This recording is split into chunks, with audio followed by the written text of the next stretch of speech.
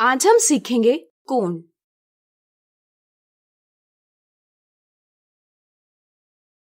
कोण यानी एंगल शब्द का उदय लैटिन भाषा के शब्द एंगुलस से हुआ है, जिसका अर्थ होता है कोना यानी कॉर्नर।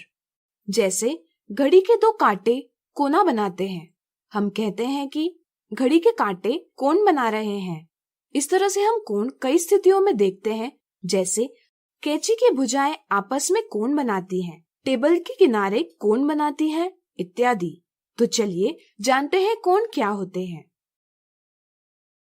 मान लीजिए एक कार सीधी रेखा में स्थान A से स्थान B पर जाती है, तो कार की स्थिति में परिवर्तन ज्ञात करने के लिए हम A और B के बीच की दूरी ज्ञात करते हैं। अब मान लीजिए घड़ी की एक सुई स्थान P से घूमते हुए स्थान Q पर जाती है। अगर हमें सुई की स्थिति में परिवर्तन ज्ञात करना होगा, तो क्या इसके लिए P और Q के बीच की दूरी ज्ञात करना सही होगा? सोचिए।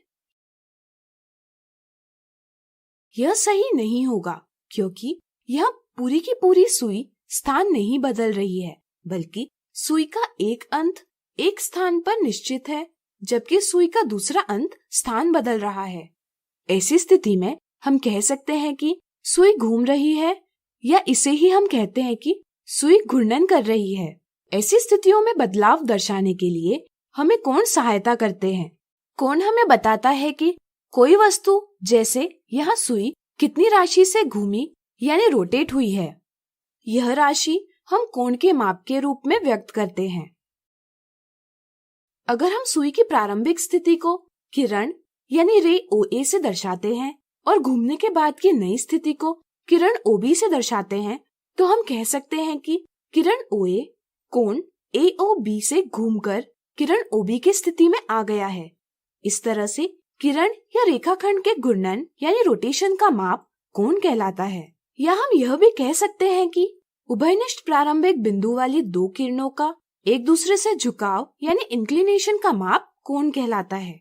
कोण बनाने वाली दो किरण उस कोण की भुजाएं यानी आर्म्स या साइड्स कहलाती हैं, और दोनों किरणों का उभयनिष्ठ प्रारंभिक बिंदु शीर्ष यानी वर्टेक्स कहलाता है। कोण व्यक्त करने के लिए शीर्ष पर एक किरण से दूसरे किरण तक छोटा वक्र बनाया जाता है।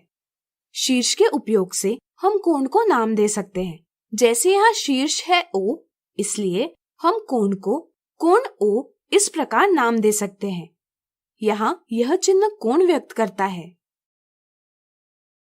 यहाँ एक ही प्रारंभिक बिंदु वाले तीन किरण हैं। जैसा कि आप देख सकते हैं, यह बिंदु O पर अलग अलग कोण बन रहे हैं।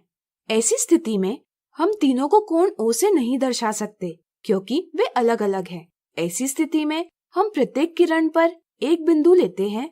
जैसे यहाँ हम तीनों किरणों पर क्रमशः बिंदु A, बिंदु B और बिंदु C लेंगे, और फिर शीर्ष और इन बिंदुओं के उपयोग से अब हम विशिष्ट कोण को नाम दे पाएंगे। जैसे किरण OA और किरण OB के बीच बनने वाले कोण को हम नाम देंगे कोण AOB, या इसे ही हम कोण BOA इस प्रकार भी नाम दे सकते हैं।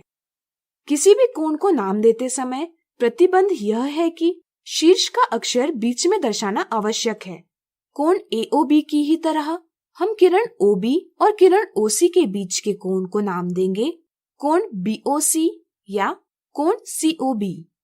अब क्या आप बता सकते हैं किरण OA और OC के बीच बनने वाले कोण को क्या नाम दिया जाएगा? सोचिए। बिल्कुल सही, इसका नाम होगा कोण AOC या कोण COA। इसे ही हम कोण O से भी दर्शाते हैं। इससे अब आपको कोण की अवधारणा समझ गई होगी। अब चलिए कोण की समझ को और आगे बढ़ाएं। किसी भी कोण से संबंधित तीन क्षेत्र यानी रीजन्स होते हैं। कोण की भुजाओं से बनने वाला भाग कहलाता है कोण की परिसीमा। कोण की परिसीमा के अंदर का भाग कहलाता है कोण का अभ्यंतर यानी इंटीरियर, और कोण की परिसीमा के बाहर का भाग कहलाता है कोण का बहिर्भाग। कोण के अभ्यंतर और उसकी परिसीमा एक साथ कोण का क्षेत्र कहलाते हैं। तो आज हमने सीखा कोण। अगले वीडियो में कुछ उदाहरणों से इसे और अच्छे से जानेंगे।